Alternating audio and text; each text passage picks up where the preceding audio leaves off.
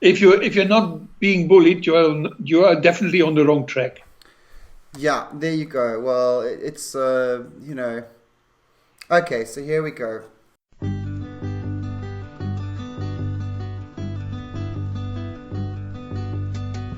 We're searching for sunshine. We're looking for a friendly place. A silver lining, a happy face, a little grin in that open space, and a chance to say, have a happy day.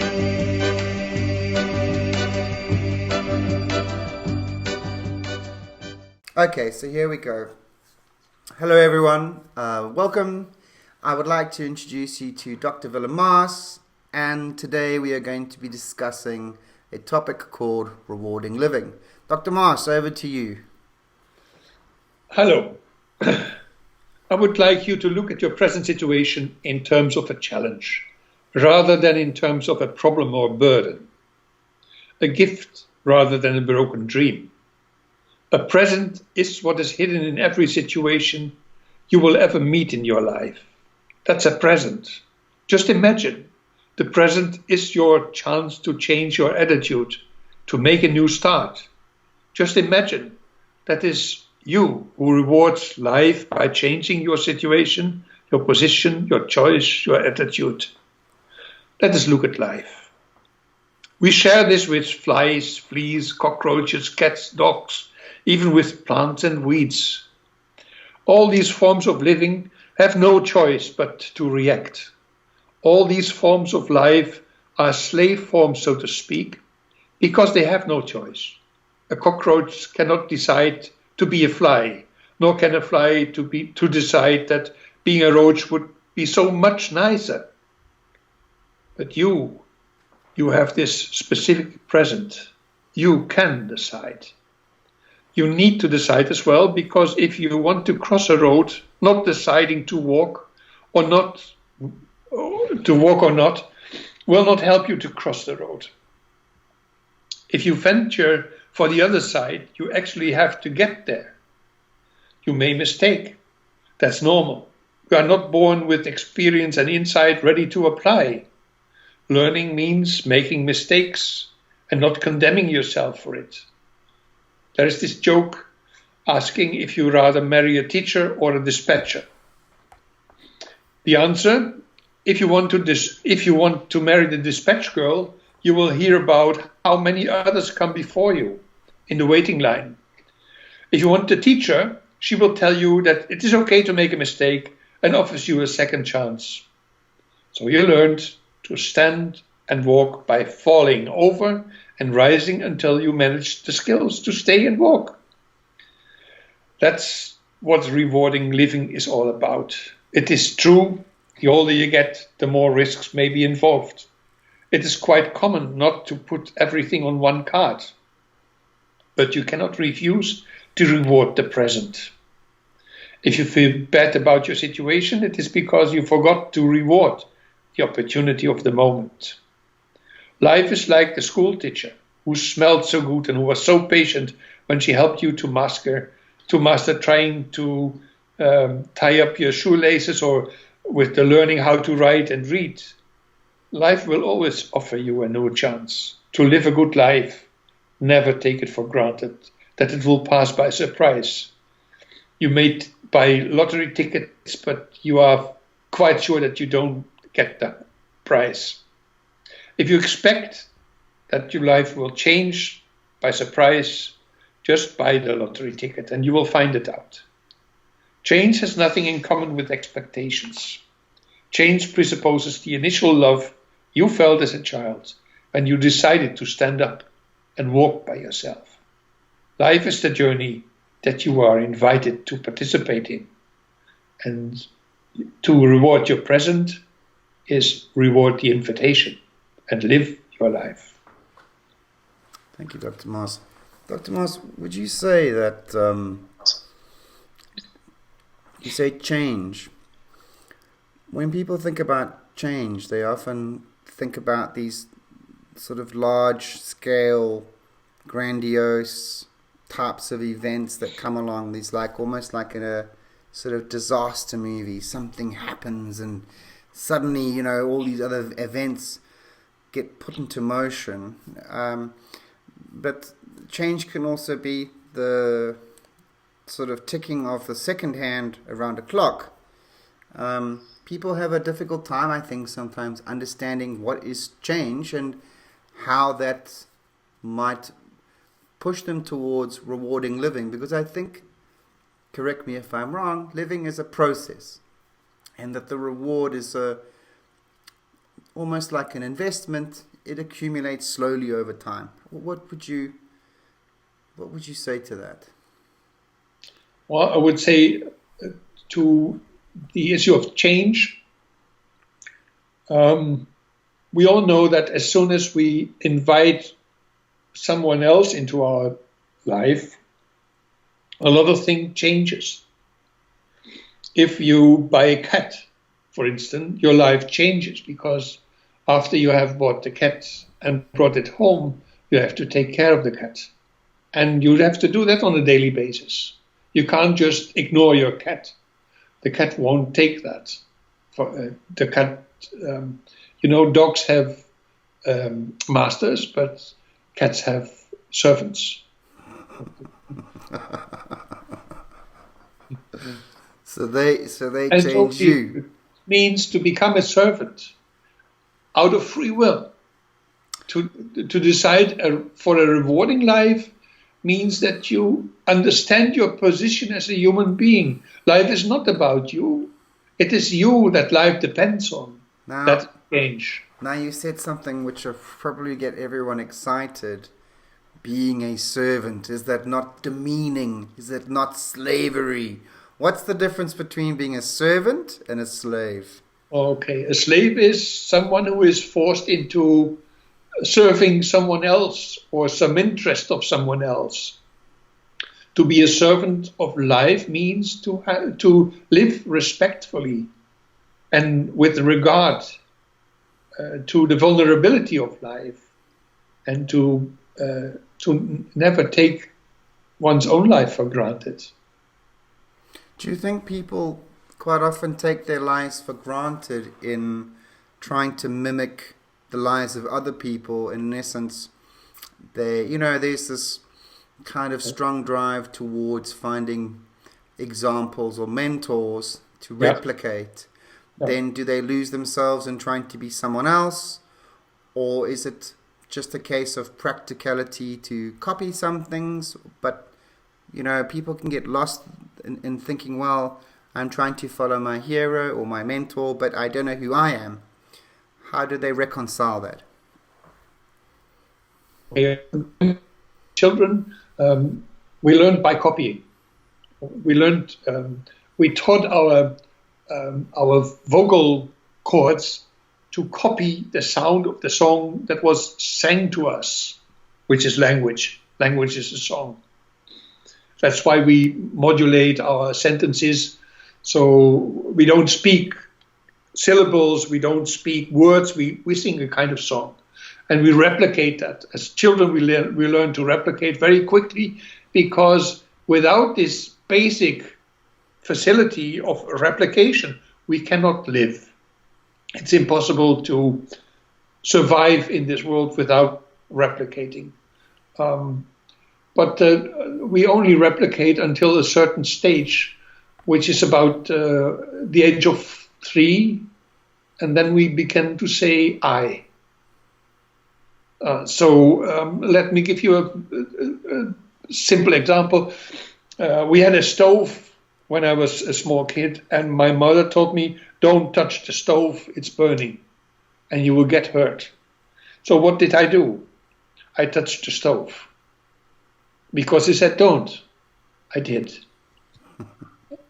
And I learned by doing. And I said, bad stove. A few weeks later, when my blisters were gone, the expression of the person within, which unfolds during growing up, that's the one who wanted to come out. And if you're young and trying to give shape to your life or to reach a goal, whatever, you need to be you. You need to say I. Now, let's swap that to the examples. If I am trying to be someone else, I will definitely burn and I will have to sit on the blisters. That's why so many people are unhappy, because they have role models. And each role model is just a human being. And they have their hidden misery. We don't know about how miserable the life is. There was this Udo Jürgens, a great artist on stage, and he had millions of people watching him and loving his songs. But when the stage was over, he was so unhappy, so sick of being alone. And he almost destroyed his own life for that. How many famous artists live very short lives because they kill themselves?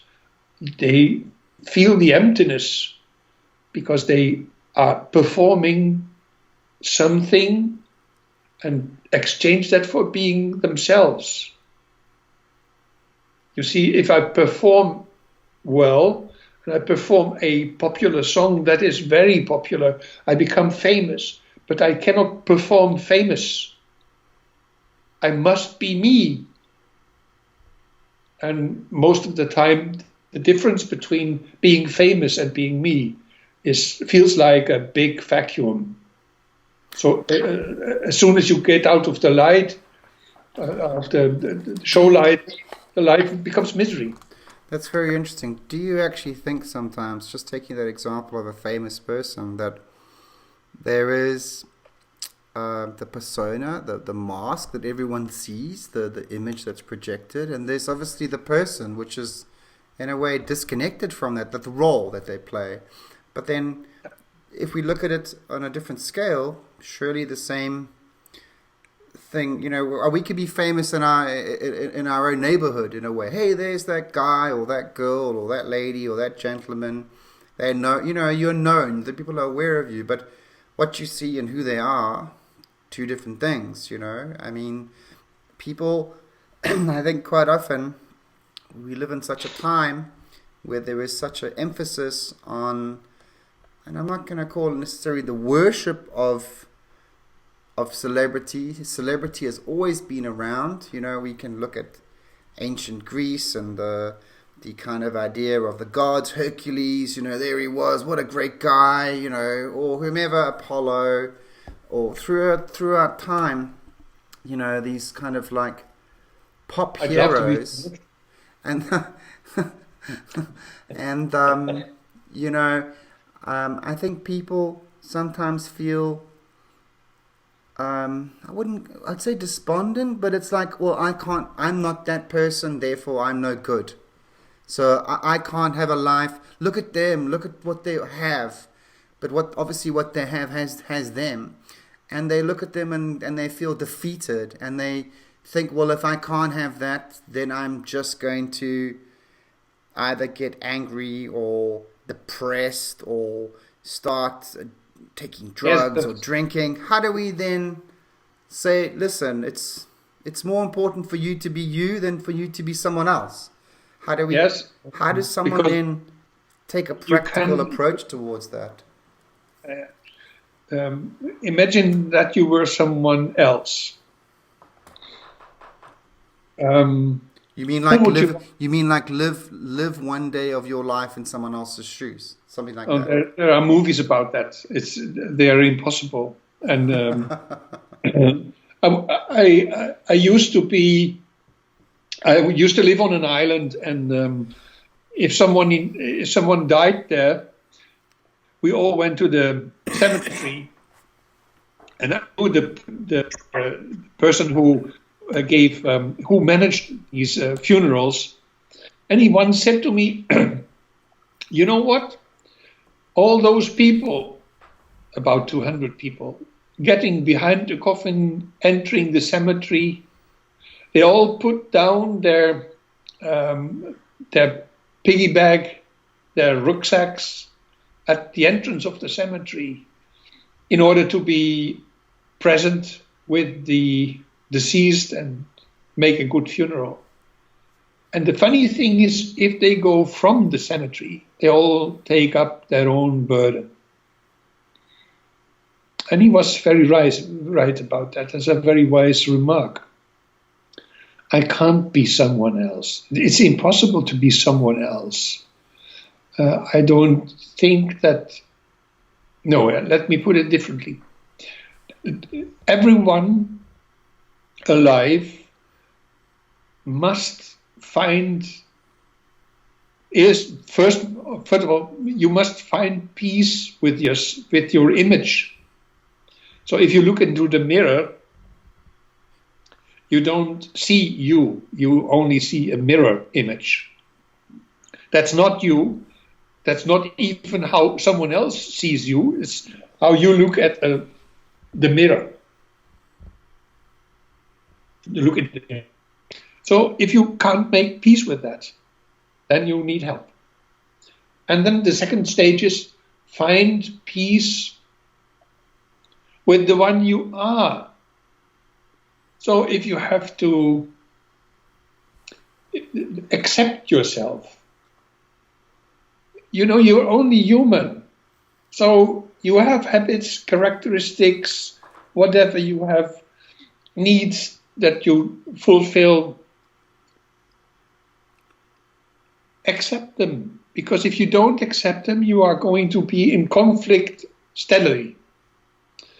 And then find out, that's the next stage about puberty, beyond puberty, is to find out, what is my vocation? What can I really, in what image, in what kind of field am I really good? Or where am I needed? Because you don't live alone, and life is not about you. Life is putting a request, and you can answer that. So if you are good in arithmetics, become a mathematician or an engineer. If you are good in cooking, become a cook or start a bakery or something like this. If you are good in languages, you can become what is the name of the person a linguist? A linguist or translator, yeah. Yeah, or you are in communication or what else. For it doesn't matter what you do. I know two people. They have Down syndrome, and they were in love, and everybody was against their being in love with each other. But in some way, they succeeded in living together, and that's 25 years ago. They're still together. They're living this relationship, and that's fine, because that's the best thing they could do. No, no one expected them to succeed, but they did, because they invested in it. Each in their own way. That's of course what animals do. Animals can only act in their own way. A horse cannot be a cow. And so I cannot be a star if I'm not gifted with big talents and lots of time to practice. If you want to be a star, because you can play the piano, you have to invest 10 hours a day playing the piano for 6-7 years before you master. And you have to play all the piano pieces that have been composed before you even can touch being a star. Do you think sometimes that maybe because of the way how we consume media today, that we are given an overinflated opinion of ourselves? I wouldn't say of our potential. I want to say our potential because I think we all have the capacity for potential in something. but that we are almost like hypnotized by. We live in a more in a fantasy world, less than in I would say the real world, because right now the people are watching so much, binge watching so much imagination, and nothing wrong with imagination, but they are consumed they are consuming and being consumed by stories everywhere they go. Whether it's they are playing games, the game is a story, it has a narrative, you're involved with it, you're watching a reality show or how it's evolved, a documentary, a movie, it's always some other idea. It's everyone else's idea, but besides you of your own. And do you think maybe in a way we just don't take enough time? Yeah, that you're right.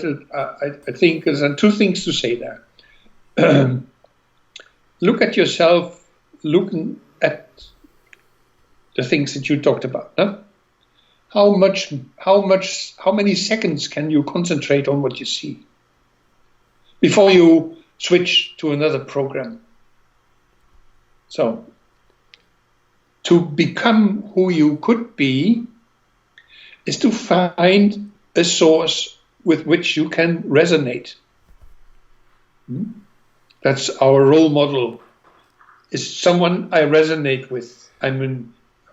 Someone who speaks to me and says, you can do better, grow up. So that's the one thing. And the second thing is the speed and the amount of information in which we are involved. And I read today that Dutch students are taking Ritalin to be able to face the pressure. And many youngsters are trying to put an end to their lives. And others try to kill their fellows because they are so angry about modern life. So if you talk about reality and imagination, we live in a fake world. That's true. We always have lived in a fake world. We do not. We cannot escape this discovery of the falsehood of what is called reality. No is who he seems to be. Nothing is what it seems to be. So you have to go for the essence. You have to look through the people, look through the essence, look through circumstances to find, look through situations to find a possible meaning, a possibility for you to do something good. And the image of a rewarding life is a life in which you decide to do the right thing good and go the right way. That's what rewarding life is about. Do you think maybe we sort of, I wouldn't say that we lack examples, but we lack the awareness of those who are doing this because they're not in the media. Unfortunately, quite often what is the news is just the bad news, essentially. Occasionally you'll hear something which is uplifting or something which you think is life-affirming. But unfortunately, there seems to be this, almost like moths or, insects drawn to a light source, this sort of like drive towards looking at, not necessarily the negative, but it's almost like we're all watching car crashes all the time and deriving some sort of perverse pleasure from it, instead of looking at it and going, well, who am I in this situation? What can I learn from it? It seems that,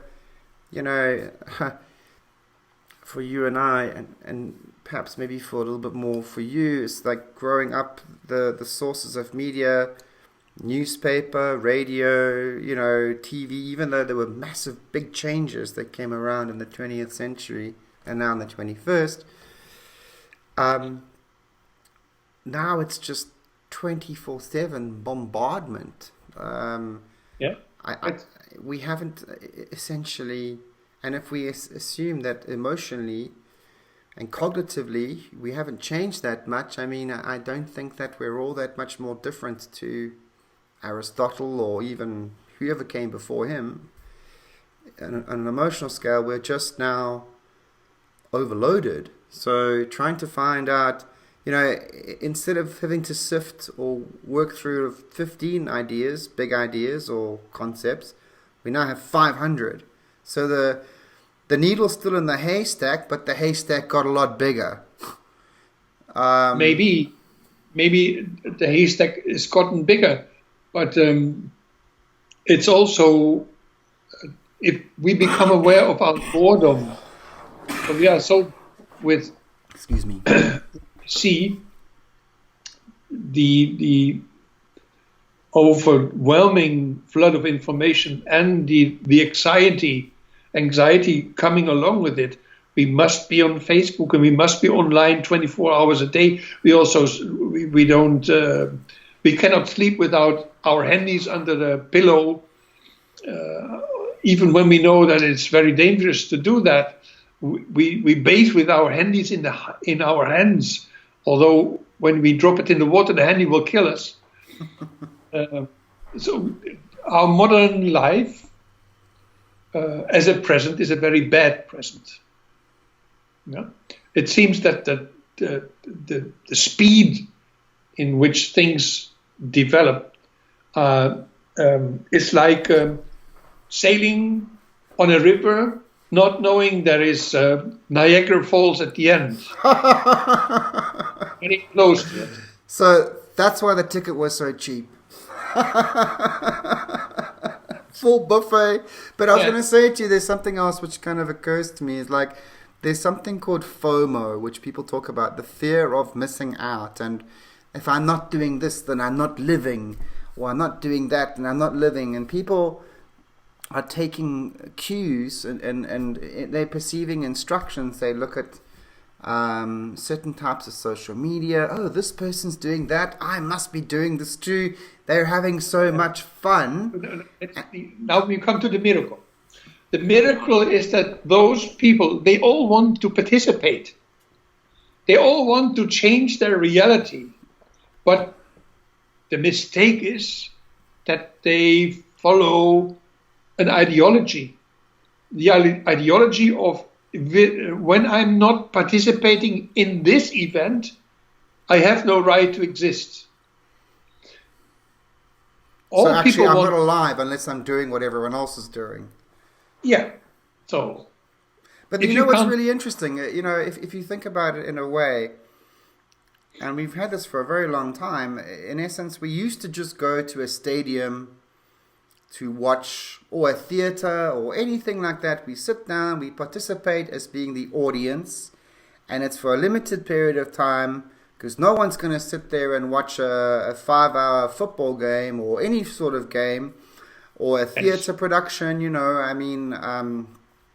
they're going to, you might have a 3-hour production of Shakespeare, or whomever it is. Even the operas get cut down into we know that people will be able to take maximum 3 hours of this. 1.5 break, then another 1.5, or even 1 and 1, or whatever the case may be. But now it's like having a bag of chips. And instead of having one bag, you've got the never-ending, it just goes down and down and down. You keep on snacking. Yeah. And the thing is that there's no beginning and end. You can't actually really enjoy it. Because there's no real... We must remember where we come from. In the 80s, we were told, write a sentence, it should not take more than 8 words within a sentence. Normally, when I studied in university, I read sentences page long. And I had to understand that. It took me years to understand that. Mm-hmm. And then they started to comprise communication to 8 words. If you cannot write a sentence limited to 8 words, then be silent. So nowadays we are back in Egypt. Look at the emois. Huh? So the information that matters is comprised into a picture.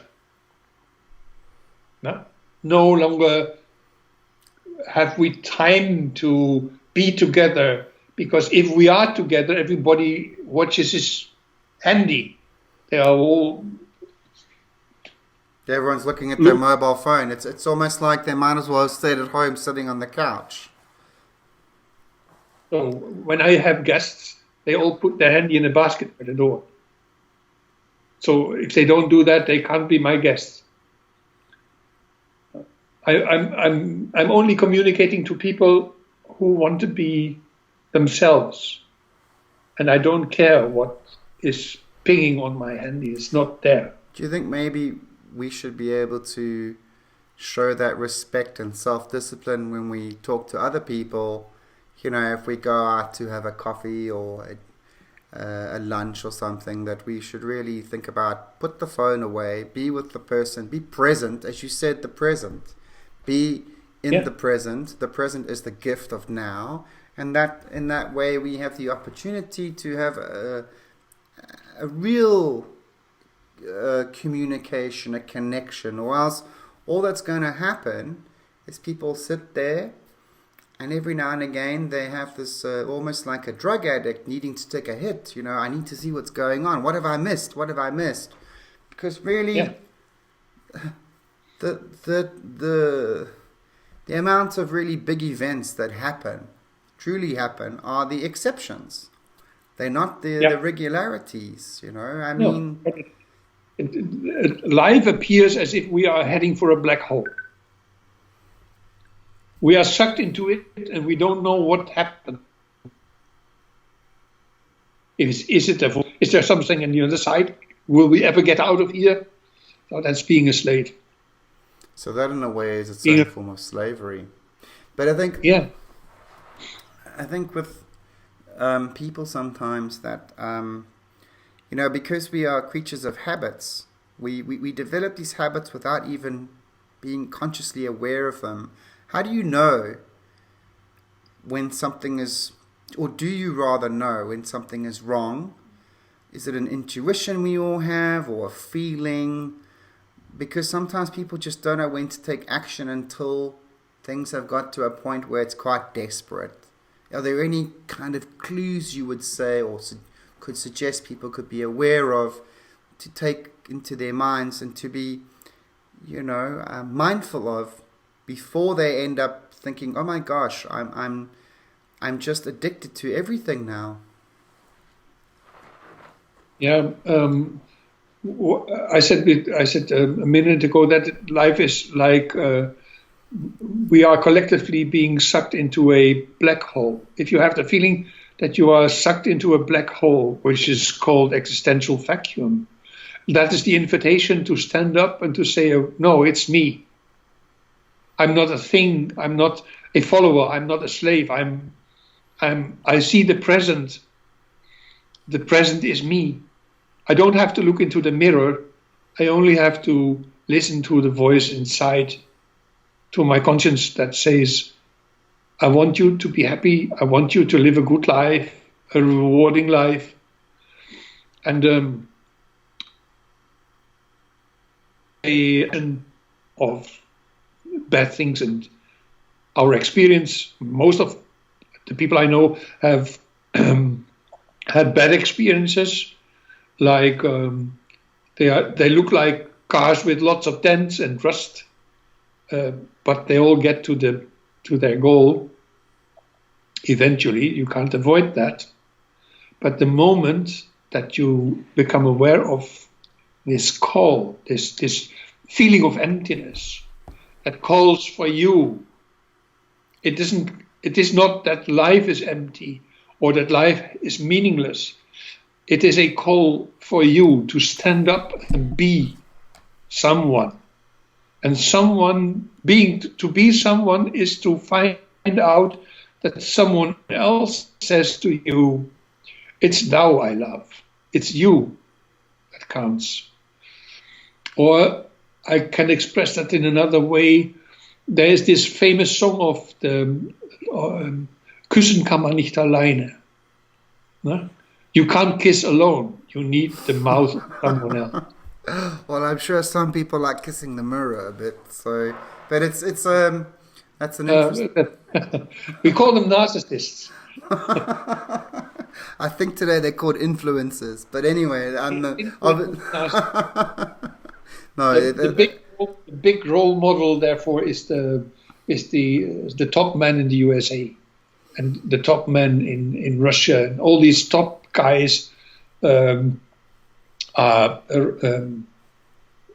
love themselves. They love to hear themselves. They really mean that they are someone of importance. The only thing they can do is bully others and exercise power. But that is not the same as being you, being someone. I've never become world famous, but that's not true. I'm world famous for me. There you go.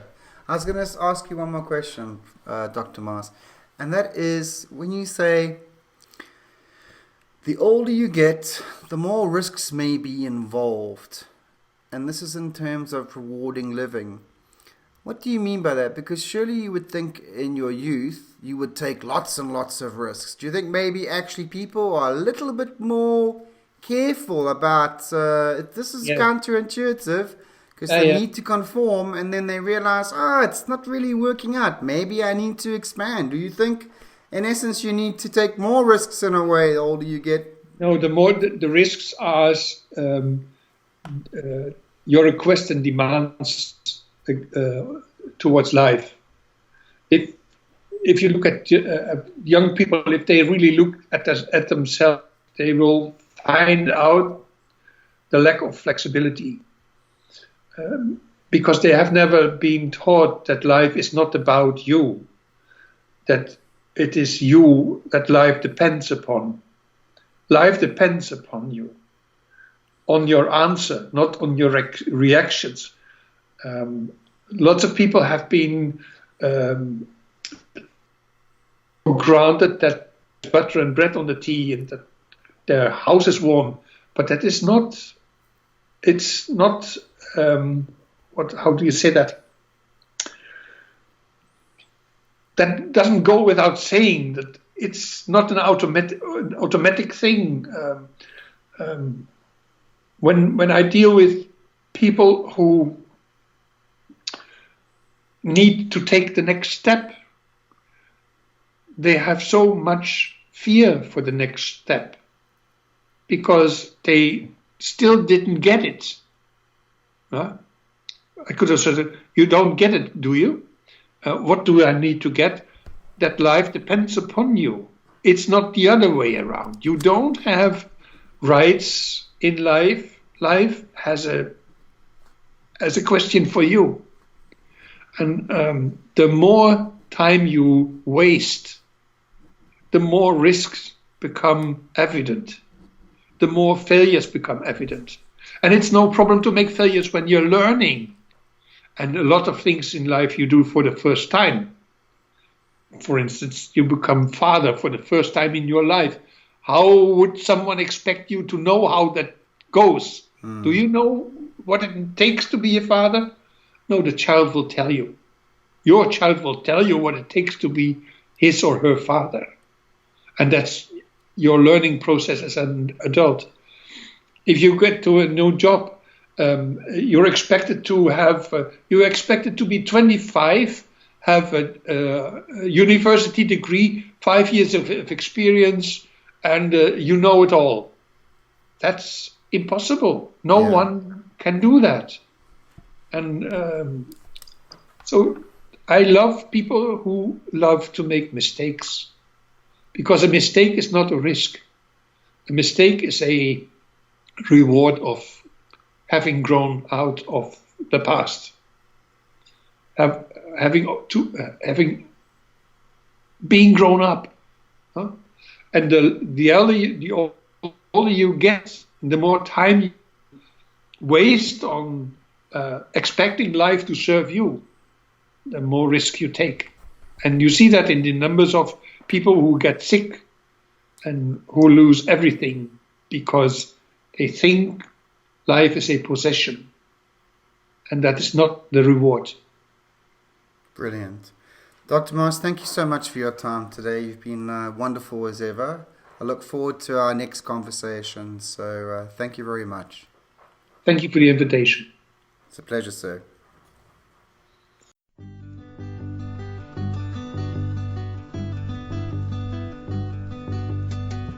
We're searching for sunshine. We're looking for a friendly place. A silver lining, a happy face, a little grin in that open space, and a chance to say, have a happy day.